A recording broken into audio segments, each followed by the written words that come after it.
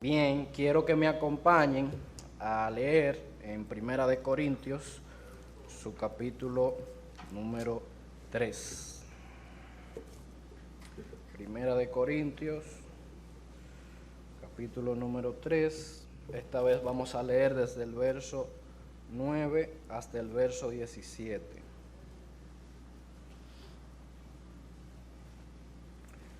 Primera Corintios 3, del 9 al 17. Bien, nos dice así la palabra de Dios. Porque nosotros somos colaboradores de Dios y vosotros sois labranza de Dios, edificio de Dios, conforme a la gracia de Dios que me ha sido dada. Yo, como perito arquitecto, puse el fundamento y otro edifica encima, pero cada uno mire cómo sobreedifica, porque nadie puede poner otro fundamento que el que está puesto, el cual es Jesucristo. Y si sobre este fundamento alguno edificare oro, plata, piedras preciosas, madera, heno, hojarasca, la obra de cada uno se hará manifiesta, porque el día la declarará, pues por el fuego será revelada, y la obra de cada uno, cual sea, el fuego la probará. Si permaneciere la obra de alguno que sobreedificó, recibirá recompensa. Si la obra de alguno se quemare, él sufrirá pérdida, si bien él mismo será salvo, aunque así como por fuego. ¿No sabéis que sois templo de Dios y que el Espíritu de Dios mora en vosotros? Si alguno destruyere el templo de Dios, Dios le destruirá a él, porque el templo de Dios. Si la obra de alguno se quemare, él sufrirá pérdida, si bien él mismo será salvo, aunque así como por fuego. ¿No sabéis que sois templo de Dios y que el Espíritu de Dios mora en vosotros? Si alguno destruyere el templo de Dios, Dios le destruirá a él, porque el templo de Dios, el cual sois vosotros, santo es. Gracias te damos, Señor, por darnos esta oportunidad más de venir aquí, Señor, a meditar en tu santa y bendita palabra, venir a escuchar, Señor, lo que tú nos tienes que hablar en esta mañana, pidiéndote, Señor, que tú tomes el control de todo lo que he de decir, tú me dirijas conforme a tu Santo Espíritu, Señor, y reconociendo de que, como bien nos dice este capítulo, nosotros somos simplemente obreros, Señor, y que nuestra labor es limitada si tu poder no está con nosotros. Por lo cual, Señor, pedimos tu dirección, tu guía, y que lo que tú nos muestres en esta mañana sea de gran edificación para todos y cada uno de nosotros. Y de igual manera, si hay algún amigo, pueda tomar esa gran decisión de aceptar a tu Hijo Jesucristo como único y suficiente Salvador de su vida. Agradecidos de ti, Señor, pedimos todo esto en el nombre de Jesús. Amén. Bien, en la pasada ocasión que tuvimos la primera oportunidad de ver este capítulo 3 de Primera de Corintios, nosotros estuvimos viendo unos aspectos introductorios acerca de Corinto. Hablábamos de su ubicación, la cultura de esta ciudad, de igual manera los problemas que se desarrollaban y una característica particular de ellos, que ellos llevaban el paganismo y la mundanalidad al extremo total. Y de igual manera ver cómo esta iglesia no había tenido una ruptura firme con esa cultura que los rodeaba. De igual manera veíamos en el capítulo 3 al principio que el apóstol Pablo presenta un problema dentro de la iglesia, y como veíamos desde los versos 1 al 8, el problema era esas divisiones que se habían creado en torno a líderes y colaboradores que Dios había usado para fundar su iglesia y para el crecimiento de esta. Aquí Pablo usa ejemplos, ilustraciones, figuras, para hacerle entender a esa iglesia, a los corintios, de que tenían que tener un cambio de actitud, de que se necesitaba un cambio de rumbo, y que de esa manera, como estaban actuando inmaduramente, no podían seguir si querían un crecimiento verdadero como creyentes. Aquí de igual manera muestra de que la labor que tenían cada uno de estos colaboradores era la misma, era la honra, la alabanza, la gloria al Señor y la edificación de su obra. Vimos muchas aplicaciones que nosotros como iglesia podemos tomar en cuenta. Veíamos en primer lugar esa inmadurez reflejada por ellos en los celos, envidias, contiendas, disensiones, y nosotros debemos aprender de eso, a que esas características no estén en nosotros como iglesia. De igual manera presentaba esa sobreexaltación a los líderes, la cual solo debe estar puesta, esa sobreexaltación a los líderes, la cual solo debe estar puesta en el Señor, quien merece esa exaltación absoluta. Y también planteaba el desenfoque que había de la mirada que debe estar puesta hacia Cristo, estaba siendo puesta hacia esos colaboradores. Y es algo que debemos de igual manera aprender de estos errores de ellos. Luego de haber visto estos primeros 8 versículos, hoy vamos a continuar, como decía, desde los versos 19 hasta el 17. Aquí el apóstol Pablo continuará corrigiendo esa actitud que presenta en los primeros versículos a través de verdades bíblicas, de conceptos que ellos todavía no habían podido entender o no estaban llevando a cabo. En los pasajes vimos en esos 8 primeros 2 subtítulos. Primero, la carnalidad de los corintios, donde se presentaba el problema. Y segundo, veíamos los hombres son solo servidores de Dios, donde él quería hacerle entender a ellos que esas divisiones no tenían sentido. Hoy, bajo la voluntad del Señor, veremos esos versos del 9 al 17 bajo el subtítulo todos somos responsables delante de Dios. Y quiero usar la siguiente frase de manera introductoria para que vayamos tomando el sentido de qué estará tratando Pablo en estos versos. Y la frase es usada por el escritor francés Alexandre Dumas, o Alejandro Dumas, como bien en español se conoce, que dice de la siguiente manera: el orgullo de quienes no pueden construir. Iniciamos entonces con el verso 9.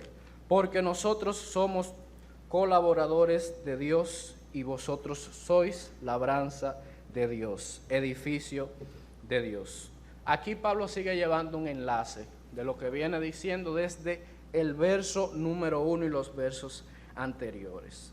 Ha querido hacerle entender a los corintios de que esos colaboradores usados por Dios estaban en un mismo nivel, tenían una misma meta, un mismo objetivo y un mismo enfoque, el crecimiento de la obra de Dios. Pablo va usando la figura de la agricultura y luego en estos versos siguientes cambia lo que es la figura de la arquitectura, del edificio, de la construcción. Entonces, en ese verso 9 expresa cuando dice somos colaboradores de Dios y vosotros sois labranza de Dios, edificio de Dios, siguiendo ese mismo enlace y esa misma idea de que se encontraban en un mismo nivel. No hay que sobreexaltarlos, ni por qué dividir, yo soy de este lado, tú de aquel. No, todos tenemos una meta, todos tenemos un fin. Yo no puedo sentirme, no, me gusta más la forma de este, y yo pienso que este líder es el que está en la manera correcta, y otro no, yo pienso que este no. Ellos, ambos líderes, están tras un mismo objetivo, que es la glorificación del Señor y el crecimiento de su obra. Recuerdo una ilustración que usábamos de que imagínense que en una casa, el dueño de la casa, pero los que trabajen en ella estén divididos por que se encargue de una parte y otro de otra parte, o dos colaboradores diferentes, como que no tiene sentido, pero ellos no son los dueños de la casa, porque hay que hacer división en torno a ellos. La gloria total y esa entrega la merece el dueño total y absoluto, que es el Señor. Vemos el verso número 10. Conforme a la gracia de Dios que me ha sido dada, yo como perito arquitecto puse el fundamento y otro edifica encima, pero cada uno mire cómo sobreedifica. Me encanta una actitud que Pablo siempre usa, y es darle la gloria a Dios siempre. Aquí inicia reconociendo y exaltando al Señor y dándole a Él ese primer lugar, que es el único que lo merece.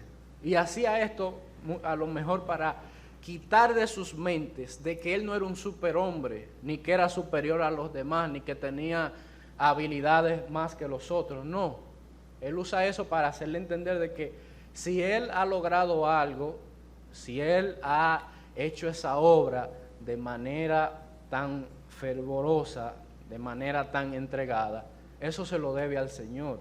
Eso es por la gracia del Señor. Y si ustedes se dan cuenta, en la mayoría de las cartas Pablo busca esto, de darle siempre la gloria al Señor. Y eso debe enseñarnos algo a nosotros. Debe enseñarnos de que la humildad es vital para cualquier siervo del Señor, para cualquier colaborador del Señor. La humildad es básica. Y la humildad la vemos a través de la Escritura, como el Señor, a través de proverbios, a través de muchos ejemplos, exalta a estas personas que son humildes. Y le gusta ese corazón contrito y humillado que los reconozca. No va con el orgullo, con el exaltarse uno mismo, con el ser pedante, prepotente, no. El Señor no va con eso, y eso es una actitud que podemos aprender del apóstol Pablo, quien nos da ese ejemplo. Como bien dice en 1 Corintios 15:10, pero por la gracia de Dios soy lo que soy. Siempre expresa esa humildad. Entonces toma esa oportunidad para expresar en qué se ha basado su labor y por qué ha cumplido su labor, que es por la gracia del Señor. En la segunda parte de ese verso 10, el apóstol Pablo se compara como un experto arquitecto quien pone el fundamento de esa obra, quien pone la base de esa obra, y reconoce que la base de esto es el Señor Jesucristo y su obra. Pero de igual manera reconoce de que sobre esa base muchos han edificado, muchos han aportado en lo que son sus enseñanzas para el crecimiento de ese edificio de Dios. Y hace una advertencia clara: cada uno mire cómo sobreedifica.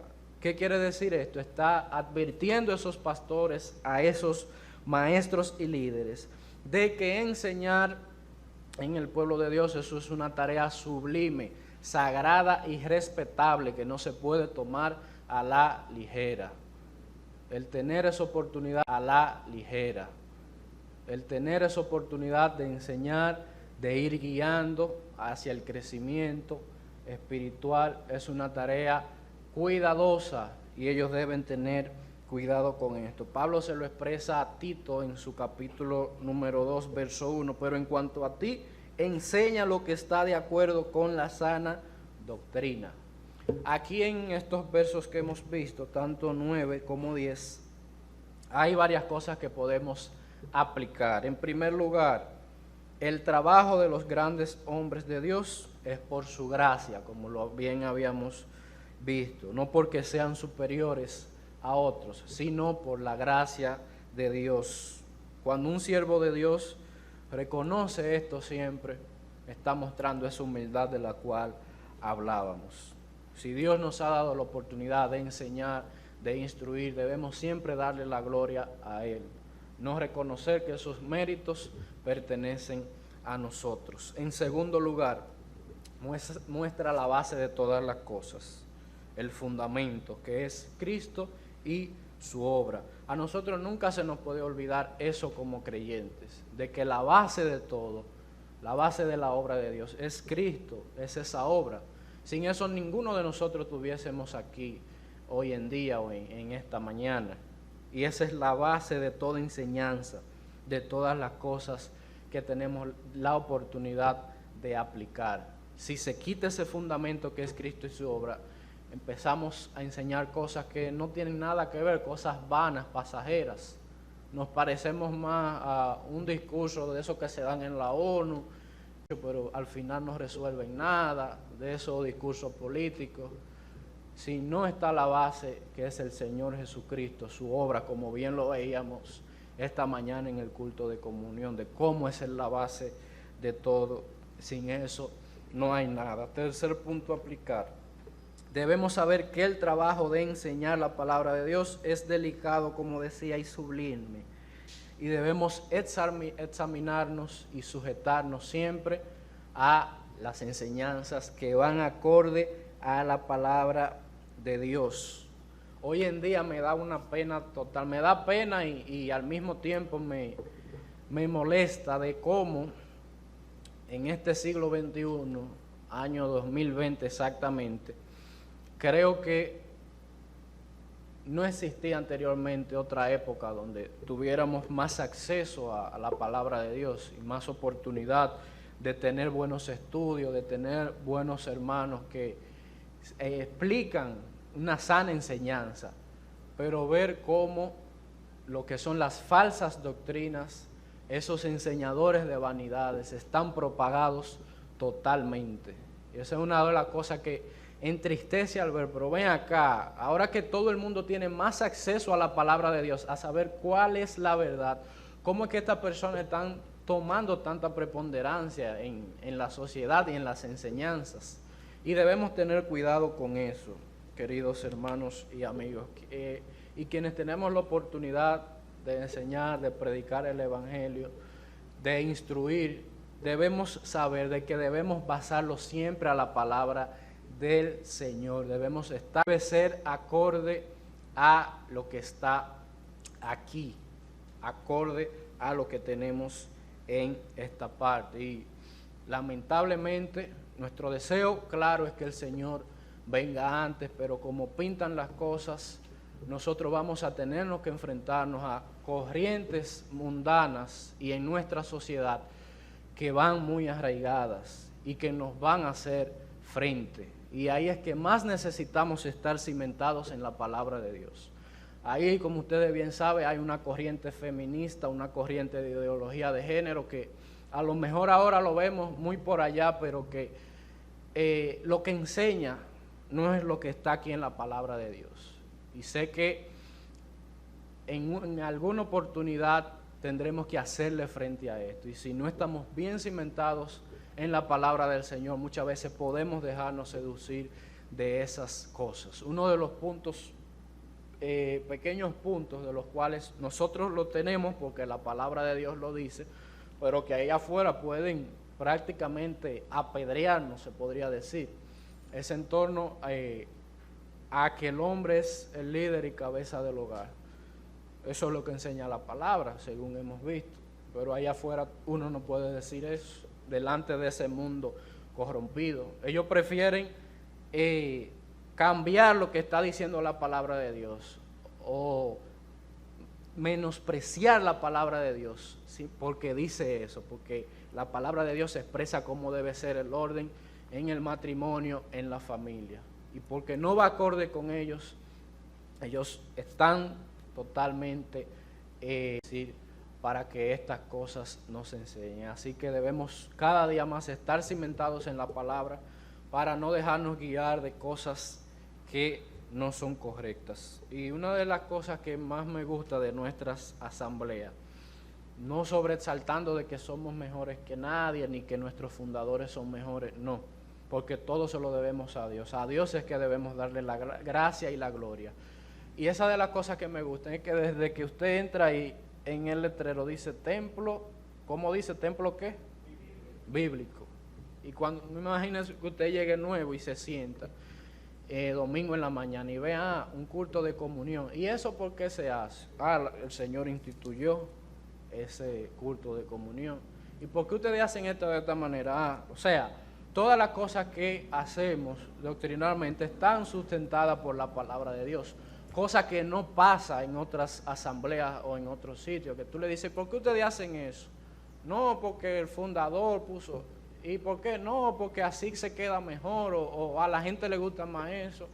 Pero eso no es lo correcto es estar cimentado a lo que enseña la palabra del Señor. Y debemos pedirle al Señor que nos ayude a permanecer firmes en ella, no cambiar el discurso y los principios bíblicos para que al mundo de ahí afuera le agrade.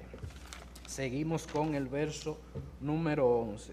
porque nadie puede poner otro fundamento que el que está puesto, el cual es Jesucristo, lo que hablábamos anteriormente, de que Cristo, su obra y su persona, es el fundamento de esa obra, y eso nunca se nos puede olvidar. Su persona es el fundamento de esa obra, y eso nunca se nos puede olvidar, ni se nos puede borrar de las mentes. El fundamento y la base de nuestras enseñanzas es y debe ser siempre Cristo, su persona y su obra. Sobre este fundamento se edifica, pero no se puede quitar este fundamento y poner otro.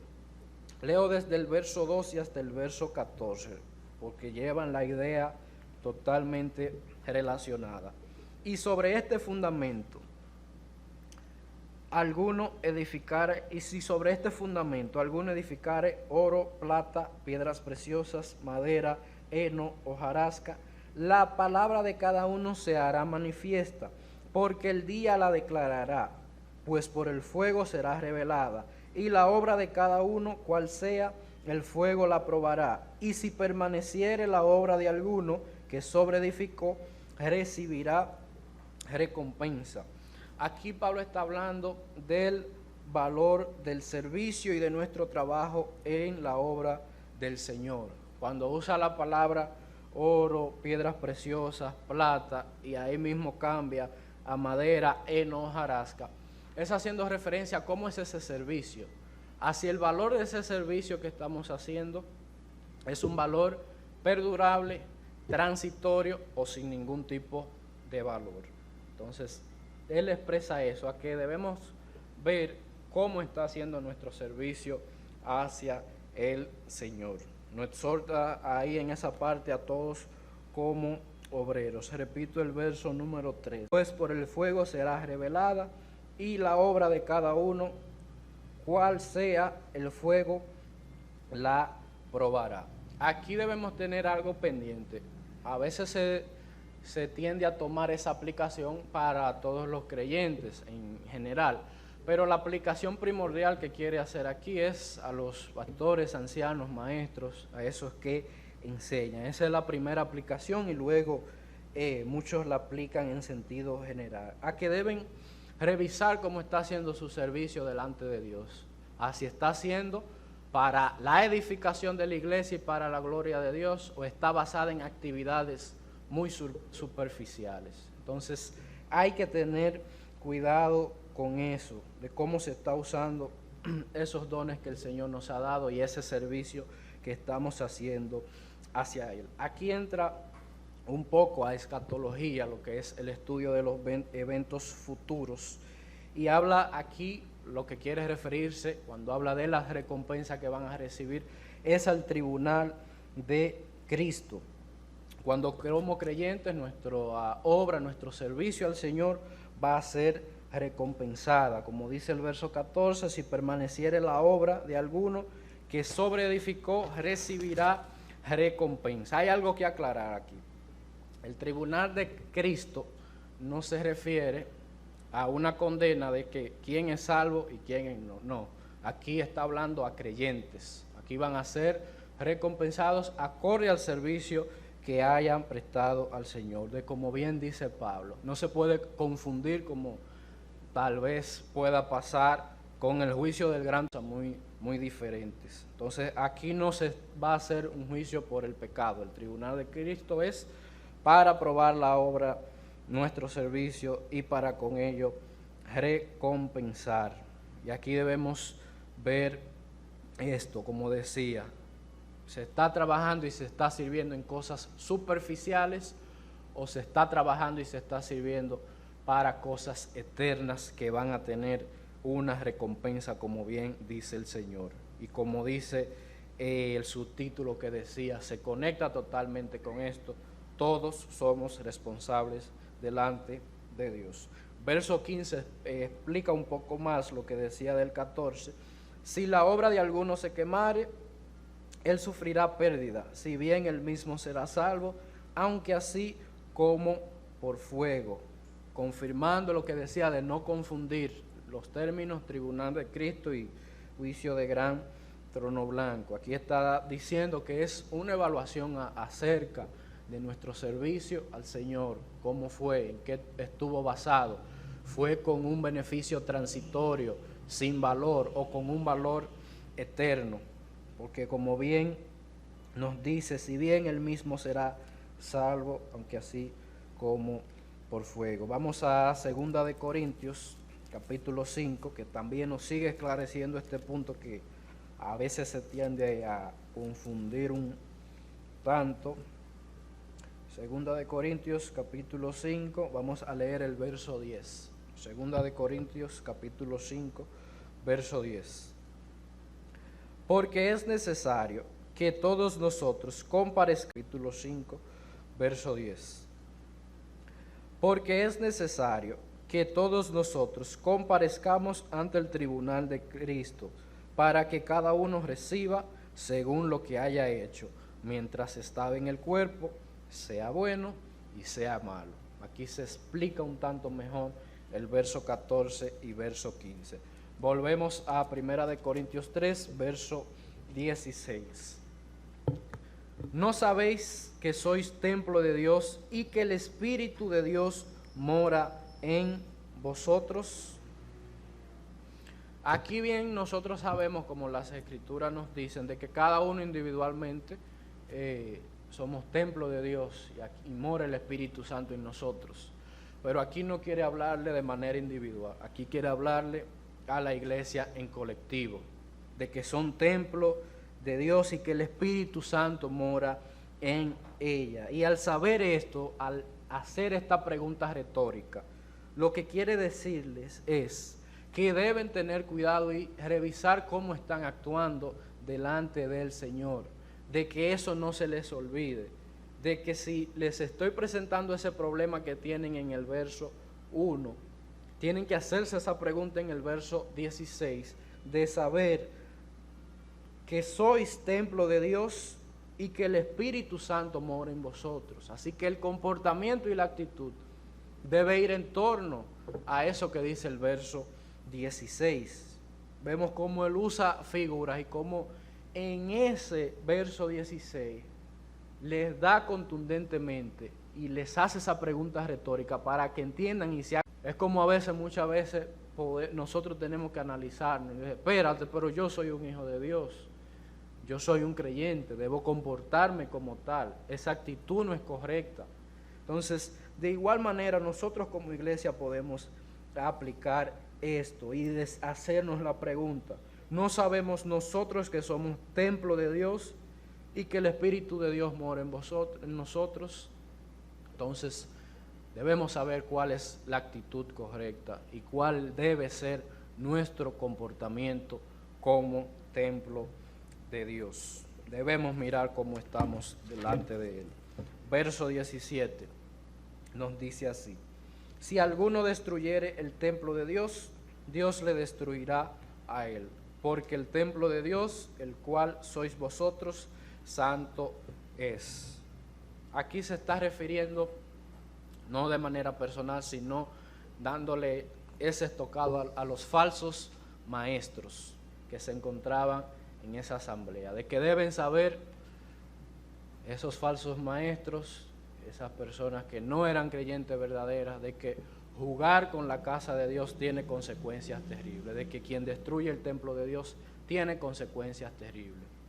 Y aquí el apóstol Pablo le va haciendo aplicaciones a todo, a la congregación, a los ancianos, a los líderes, a los maestros, y ahí de igual manera a los falsos maestros que quieren destruir el templo de Dios, los cuales, como bien decía, no son creyentes, pero están dentro, se encontraban dentro de esa iglesia y con sus enseñanzas tergiversadas querían crear la destrucción en ella. Y debían saber, hemos visto, verdades importantes que debemos saber.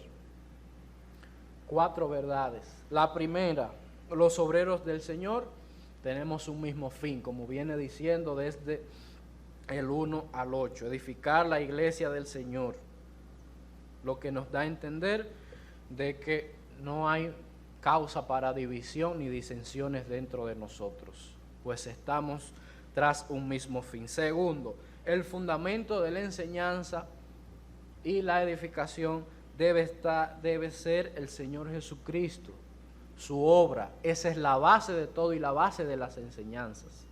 Tercer aspecto, el servicio en la obra tendrá su recompensa y debemos observar cómo está haciendo ese servicio para el Señor. Si basado en la edificación de la iglesia, en darle la gloria al Señor, o basado en cosas muy ligeras y superficiales que nada tienen que ver con la eternidad. Y cuarto punto, como iglesia debemos entender que somos templo de Dios y el Espíritu Santo mora en nosotros, por lo que en nuestro comportamiento los celos, las divisiones, las disensiones, la envidia no pueden existir, porque sabemos cuál es nuestro llamado y cuál es nuestro compromiso y nuestra forma de actuar. En la próxima oportunidad vamos a terminar ese capítulo número 3 analizando los versos del 18 hasta el 23 bajo el subtema la verdadera sabiduría, para terminar ya esa gran exhortación que Pablo le hace a la iglesia de los Corintios a través del capítulo 3. En conclusión, hemos visto ya 17 versículos del capítulo número 3, donde hay muchas cosas que aplicar,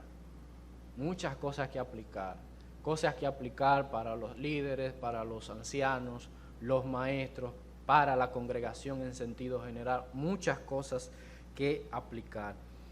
Y debemos analizar en esos 17 versículos, conectarlos con esos primeros 8 que vimos hace prácticamente un mes y esto siguiente del 9 a 17 y seguir meditando y analizando. Y mi gran anhelo en esta mañana es que no digamos, wow, sí, hay que corregir eso, sí, eso es incorrecto, eso no va bien, sino que apliquemos esas cosas, nos autoanalicemos frente a la palabra de Dios y pongamos por obra y por práctica eso que hemos aprendido, que no lo tengamos a la ligera. Como bien decíamos en la mañana, que muchas veces el tema de la salvación, muchas veces uno lo, sí, pero como que no causa, cada vez que pensamos en ello, como ese cambio de actitud, ese cambio de querer exaltar más a Dios, de querer glorificarlo más. Esto no podemos verlo como algo ligero y algo que pasó, está ahí, es correcto, no, sino que debe haber un cambio en cada uno individualmente y en sentido general como iglesia. Aprovecho también la ocasión de igual manera para hablarle a los amigos. Nosotros hablamos aquí de un fundamento, que es Cristo y su obra. Y déjame decirte, querido amigo, que la única forma de tú ser salvo es a través de ese fundamento. El mundo va a una perdición total, a un gran camino de perdición. Y tú tienes la oportunidad en esta mañana de cambiar ese rumbo y decidir, no, elijo la mejor vida, que es la vida entregada al Señor Jesucristo, en la cual puedo tener salvación, como bien decíamos, vida eterna, puedo tener seguridad, puedo tener esperanza, no como los demás que no tienen esperanza. Así que mi exhortación para ti, querido amigo, es que aceptes a Cristo como tu único y suficiente Salvador de tu vida en esta mañana, que por amor a ti murió en una cruz del Calvario y resucitó al tercer día para darnos esa oportunidad de vida eterna. Así que espero que tomes la mejor decisión en esta mañana. Quiero terminar leyendo Efesios capítulo 2. Vamos allá.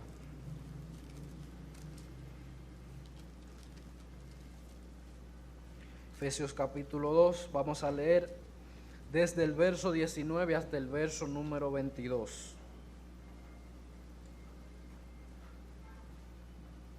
Cuando vayamos leyendo, vayamos analizando todo lo que hemos escuchado desde el verso 1 hasta el verso 17 y vayamos meditando en ello, de cómo está siendo nuestra actitud y qué cosas debemos cambiar. Nos dice así Efesios capítulo 2, desde el verso 19.